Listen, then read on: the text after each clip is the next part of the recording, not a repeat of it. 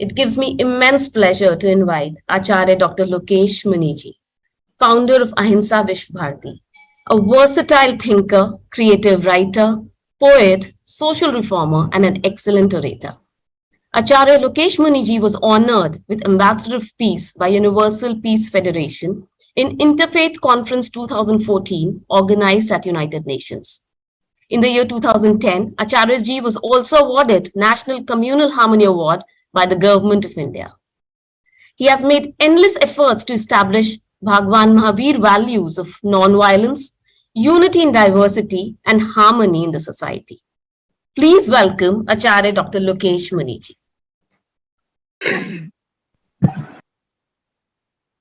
सबसे पहले मैं international centre for cultural studies, Bharatiya Vidya Bhavan और कर्मा फाउंडेशन को बहुत बहुत साधुवाद देना चाहता हूं कि उन्होंने G20, C20 के इस अवसर पर सभी फेथ लीडर को एक प्लेटफॉर्म पर आमंत्रित किया है। और जिस विषय पर हम चर्चा कर रहे हैं, मैं इसके शुभारंभ में इतना ही कहना चाहूंगा कि अहिंसा धर्म का शुभारंभ ही होता है। हम अपने अस्तित्व की तरह दूसरों के अस्तित्व को स्वीकार करना सीखें। हम अपने विचारों की तरह दूसरों के विचारों का आदर करना सीखें। मैं यहां पर यह भी स्पष्ट करना चाहूंगा कि हम अपने धर्म का ईमानदारी पूर्वक पालन करें, किंतु दूसरे धर्मों का भी आदर और सम्मान करें। यही हमारी भारतीय संस्कृति, भारतीय संस्कृति की मौलिक विशेषता रही है, अनेकता में एकता। बहुलतावादी संस्कृति हमारे देश की खूबी है। वसुधैव कुटुंबकम का भाव हमारे अंतर जगत में निहित है, उसको भारत की आत्मा ने आत्मसात किया है। मैं समझता हूं दुनिया में जितनी आपाधापी दिखाई दे रही है, संघर्ष जिसका अभी शशि बालाजी ने जिक्र किया, मैं इस अवसर पर यह कहना चाहूंगा कि G20, C20 के इस प्लेटफॉर्म ने जो हमें अवसर दिया है, इस अवसर का अगर हम सदुपयोग करें और धार्मिक गुरु इस बात को अपने एजेंडे में लें, क्योंकि भारत के संदर्भ में अगर मैं बात करता हूं, आज भी धर्म गुरुओं के प्रति एक विशिष्ट आदर और सम्मान का भाव है। प्रतिदिन हमारे यहां पर आस्था के स्थल पर लाखों करोड़ों लोग मंदिर, मस्जिद, चर्च, गुरुद्वारा आदि आदि उपासना के स्थल पर जाते हैं। और ऐसे में हम धर्म गुरु अपने अनुयायियों का सही मार्गदर्शन करें तो सरकारें करोड़ों रुपए खर्च करके जो काम नहीं कर सकती, वो काम आसानी से हो सकता है। साथ ही साथ पूरी दुनिया में जो माहौल है, इस माहौल में इंटरफेथ डायलॉग का बहुत बड़ी आवश्यकता भी है और अहमियत भी है। दुनिया की अनेक समस्याओं के संदर्भ में अगर मैं कहूं, ग्लोबल वार्मिंग, क्लाइमेट चेंज, जलवायु परिवर्तन आज प्रमुख समस्या, उस समस्या के समाधान में भी हमारे सभी धर्मों के अंदर प्रकृति और पर्यावरण के प्रति जो दृष्टिकोण रहा है, मैं एक जैन मुनि होने के नाते ये कहना चाहूंगा, भगवान महावीर ने सठ जीव निकाय का एक मौलिक सिद्धांत दिया। उन्होंने कहा पृथ्वी, पानी, अग्नि, वायु, वनस्पति ये सब सजीव हैं, इनका अनावश्यक उपयोग न करें। और इसलिए उन्होंने भोग और उपभोग के सीमाकरण का सिद्धांत दिया।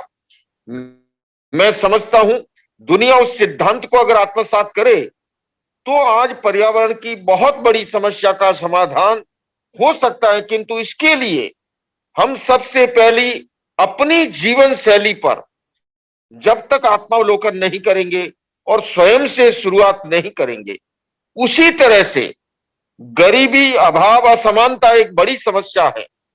जैन दर्शन कहता है भगवान महावीर, और उन्होंने ये जैनों में सबसे बड़ा आकर्षण है मुक्ति का, निर्वाण का, मोक्ष का। और उन्होंने इसको धर्म से जोड़ते हुए कहा असंविभागी न हो तत्समोक्षो।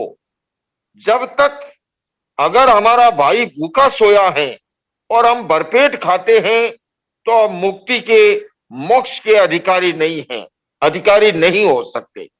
उसी तरह से हिंसा, आतंक एक बड़ी समस्या है, लेकिन अगर हम अपने एजुकेशन सिस्टम में वैल्यू बेस्ड एजुकेशन को प्राइमरी एजुकेशन से जोड़ें, तो मुझे लगता है, आज मैं इस समय अमेरिका की धरती से संबोधित कर रहा हूं, गन वायलेंस की यहां पर बहुत बड़ी प्रॉब्लम है।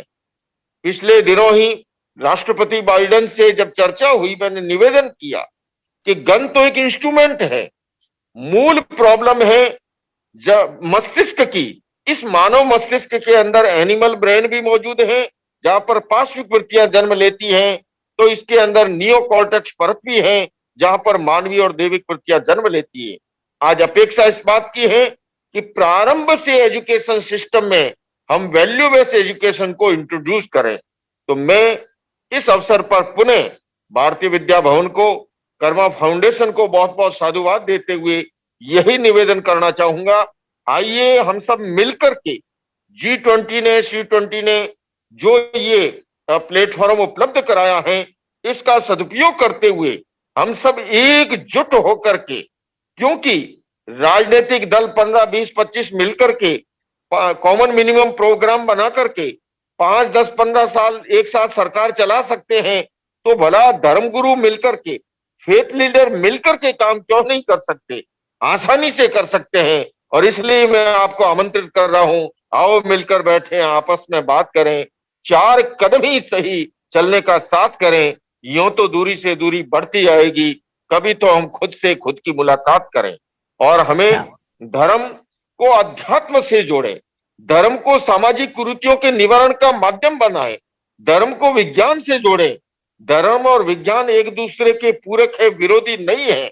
इन सब का सदुपयोग करते हुए अगर हम दुनिया को बेहतर बनाने के लिए, इंसान को बेहतर बनाने के लिए प्रयास करेंगे, तो निश्चित रूप से हमारी दुनिया और अधिक खूबसूरत होगी और ये G20, C20 का कार्यक्रम जो है और अधिक सार्थक बनेगा।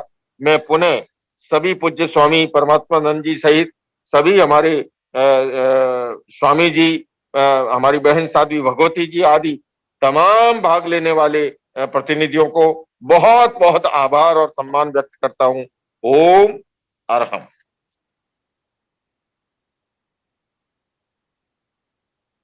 Grateful to you, Acharya ji, for sharing your beautiful thoughts and teachings with us and focusing on living in harmony with each other as well as with nature.